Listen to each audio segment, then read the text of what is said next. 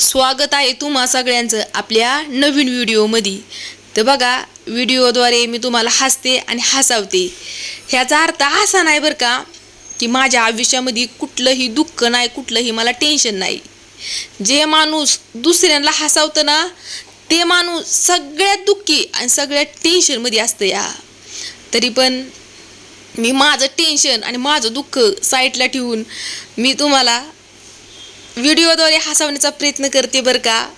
नक्की आपल्या दुसऱ्या पण चॅनलची भेट घ्या, ज्याच्यावरती फक्त माझं कॉमेडी व्हिडिओ असतात।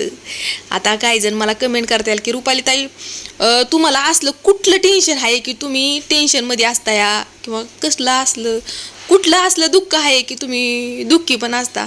तर बघा, एक एक गोष्ट अशी आहे ना, तर मी जर तुमच्याबरोबर शेअर केली ना, तर अक्षरशः तुमच्या डोळ्यातनी पाणी थांबणार नाही।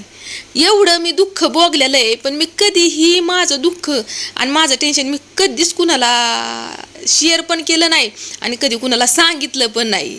कारण की कसं असतंय माहिती आहे का, आपण जर कुणाला आपलं दुःख सांगत बसलो ना, तर काही लोक असे असतात आपल्याकडून हसू आपल्याकडून रडू ऐकत्याल आपल्याबरोबर आणि दुसऱ्यांना हसू सांगत्याल।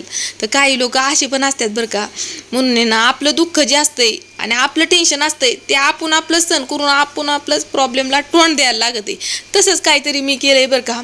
आणि जवळजवळ 2018 पासून इतकी मानसिक टेन्शनमध्ये आहे ना मी, तर विचारायला सोय नाही। जर माझ्या जागेवर दुसरी जर एखादी बाय असती ना, तर खरोखर मी तुम्हाला सांगते बघा, डिप्रेशनमध्ये गेली असती।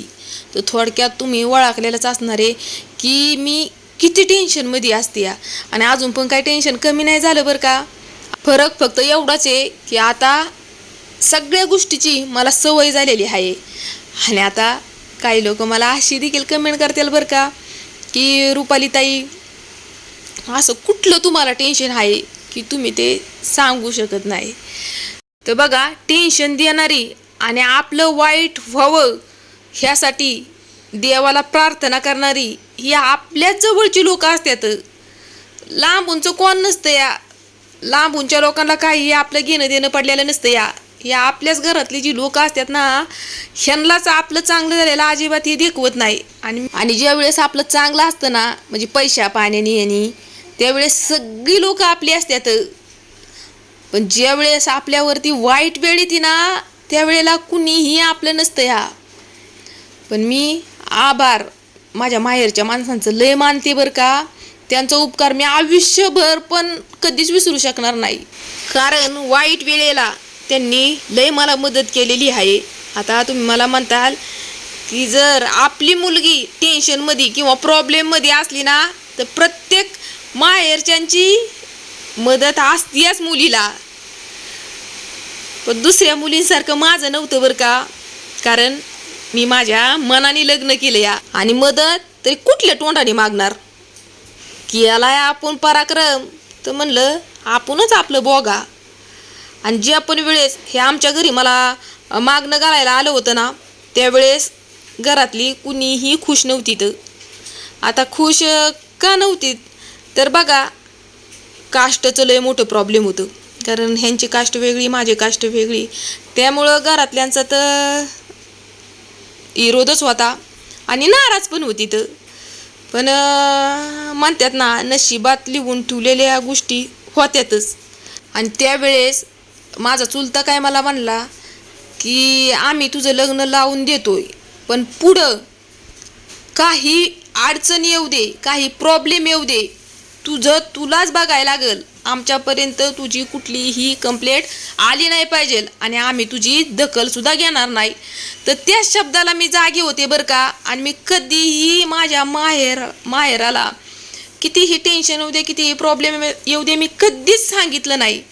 पण अशा काही गोष्टी असतात ना की आपण जरी नाही सांगितल्या ना, तरी पण जे आपली माहेरची लोक असतात त्यांना न सांगता पण आपल्या गोष्टी त्यांच्यापर्यंत पोचतात। आणि आपल्या म्हणजे आपल्या चेहऱ्यावरचा हावभाव किंवा आपलं टेन्शन हे त्यांच्यापर्यंत लगेच पोचतं. कारण आपलं जी नातं असतंय ते रक्ताचं नातं असतंय. जरी कुणालाही आपलं टेन्शन दुःख कळलं नाही ना, तर आपण आपल्या आईबापापासून आपण कधीही आपलं दुःख लपवू शकत नाही. तर तसंच काहीतरी झालं होतं बरं का. आणि ज्या पण वेळेस त्यांना कळलं ना की आपली पोरगी एवढं टेन्शनमध्ये एवढं प्रॉब्लेममध्ये आहे, त्यावेळेस बघा माझ्या घरातल्यांनी त्यांच्या जीवाचं रान केलं आणि मला एवढी मदत केली ना. तर खरंच सांगते तुम्हाला की मी त्यांचं कधीच उपकार विसरू शकणार नाही. आता काही लोक मला म्हणतात तुमच्या घरातलं प्रॉब्लेम तुम्ही कशाला सोशल मीडियावरती सांगताय. तर मी घरातलं प्रॉब्लेम काहीच सांगत नाही बरं का. मी फक्त व्हिडिओद्वारे माझा सांगण्याचा उद्देश एवढाच आहे की ह्या जगामध्ये कुणीही सुखी नाही, प्रत्येकाला दुःख आहे.